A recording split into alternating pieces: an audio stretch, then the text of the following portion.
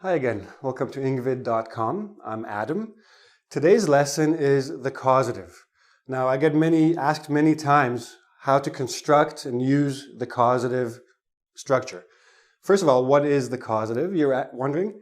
If you have someone do something for you, then you are using the causative voice. For example, if you have the waiter bring you a glass of water, this is a causative. If you have your hair cut, that is a causative. The difference, active and passive, we will look at that in a moment. First thing we need to do is understand how to construct this sentence structure. So, I broke it down into little pieces, everything that you can understand. The difference between a causative sentence and a regular sentence is we use an agent in the causative. We have a subject, we have the causative verb, we have the agent, the person or thing that is going to do something for you. We have the verb, and we have the object. So first, the causative verb. There aren't that many that you will use. These are the four most common ones. Have, make, let, get. There are others, but the others are so obvious that we don't need to worry about them too much. Like ask. He asked someone to bring him something. It's very clear. I think most people know how to use it. It's these four that give people problems, especially these three. Why? Because I'm going to use a base verb with them. With get, I'm going to use an infinitive verb, to verb. Okay? So again, subject, I. For example, had, you can go past whatever tense you're looking for, future, past, present. This is going to take the tense, not this. Your causative verb is going to take the tense. I had someone, I have, or I am having someone, I will have someone cut my hair. For example, I need a haircut actually, now that I think about it. So, I had the barber, in this case cutting hair, cut, base, my hair, object, okay? The main thing to remember is that the agent can be a person or a thing, okay? I had, well, we'll talk about that in the passive. I had the package delivered, that's object still. I had the car drive to somewhere else. It's a little bit strange if you have an automatic car. Well, I'll think of a different example for you after that, okay? But agent, person or thing, object could be direct object, the person, it could be indirect object, so a thing or a person, what or who. So, I had the barber cut my hair. Now, what do these mean, these four verbs? Excuse me. These three, have, make, and get, basically mean cause. You're causing someone to do something. But you're wondering, okay, well, all of them mean cause. When do I use which one, right? It's a little bit of a nuance, very subtle differences. When you have someone do something, you're commissioning them, you're paying them, okay? I will have the painter paint my house. I will have the mechanic fix my car. These are services. You're paying someone to do something. I will make someone do something. You're a little bit forcing them, right? I will make my little brother clean my room.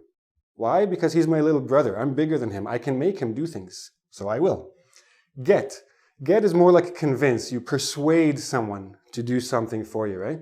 I will get my sister to do my laundry. Why? Because she's nice and she likes me and I know how to speak to her. That's why. Let is basically give someone permission. So very clear. Have, make, get, cause in its own way. Let, allow. Okay, then all of this is the active causative. We make someone do something. But we can also use the passive causative. In which case we have the subject, we have the causative verb again, we have the object next, and we have the verb in a past participle form. Notice that I didn't include the agent. You can include the agent. Usually it's obvious you don't need to, right? So if I had my hair cut, who did it? The barber. Do I need to say it was the barber? No, you understand that, right? So the agent is optional. I'll put it in brackets, in parentheses. Now, keep in mind that you will only use have and get, excuse me, you will only use have and get in the passive causative. You could use make and let, but the structures will be a little bit different, and it's a little bit uncommon to see these structures. Very common to see have and get. I had my hair cut. Now, cut is a little bit confusing because cut, cut. What's the difference? But cut is what an irregular verb. Present tense, cut. Past tense, cut. Past participle, cut. Okay? I had my homework done for me. Means I had somebody else do it for me. Okay? I didn't do it. Somebody else did. I got my friend. Oh no, that's the active. I got my car fixed. Who? The mechanic fixed it. I got my car fixed. Means somebody else did it. Okay? Now, all of this will be much easier to understand once you see actual example sentences. So let's put those on the board. Okay, so here we are. We're back. We have a few more examples to show you. Let's look at the active sentences first. Sam made her boyfriend cut his hair. Sam's boyfriend, Samantha, by the way, if you're wondering, her boyfriend had hair down to here. She didn't like it. She said, cut your hair or I will leave you. So he was like, oh, okay, fine, I'll go get a cut. So she made him have his hair cut, okay? Or she made her boyfriend cut his own hair. Sorry, I was mixing a couple there. So he went to their bathroom, cut it, everybody's happy. Cal let his friend borrow his car. Okay, you want to borrow my car? Sure, here you go. Let is a little bit easier. I think everybody, because of the idea of allow or give permission, this is much easier to understand. But it's still a causative because you have an agent, etc. Jane got her sister to sew her a dress. Jane is having her prom next week. She wants a beautiful dress to her prom. A prom, by the way, is at the end of high school. You have a big dance. Everybody comes and dances and eats and celebrates. Everybody dresses really nicely. Jane needed a dress. She got her sister to sew her a nice dress because her sister is very nice. You should have the school call the boy's parents. Now, your son is having a problem at school. There's a bully. Somebody's beating up your son. You should have the school call the boy's parents and talk to them. Make sure they do something about this. Okay? So all of these are active. The subject is causing the agent to do something. Good. Here we have the passive. I only have had and get. Okay?